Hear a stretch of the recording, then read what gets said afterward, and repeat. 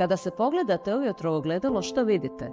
Umor, bore, tragove noći bez sna.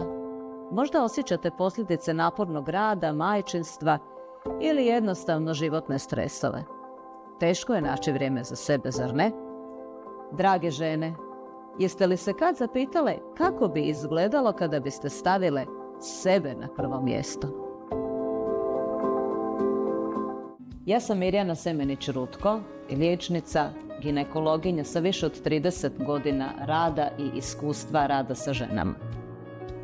Kao poduzetnica, kao majka, supruga, razumijem što znači brinuti se o svojoj obitelji, raditi posao više od 8 i 10 sati dnevno, što to znači brinuti se o sebi i koliko znači imati vlastito samopouzdanje. Upravo je to problem. Žene imaju jako veliki problem brinuti se o sebi i često sebe stavljaju na zadnje mjesto. Na kanalu Čarobni život žene, žene su na prvom mjestu. Problemi koje žene imaju nisu novi, ali medicina se poboljšala i postala je novija i pristupačnija. Problemi sa intimnim zdravljem, sa inkontinencijom, debljinom, celulitom, borama više nisu tabu tema i više nisu problem koji je nerješiv.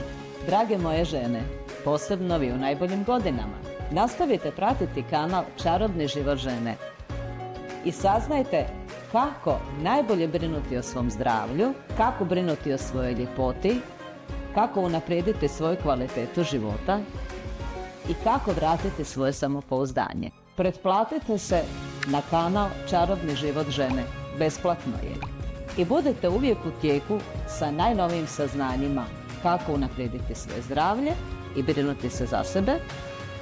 I zajedno ćemo naučiti kako staviti sebe na prvo mjesto.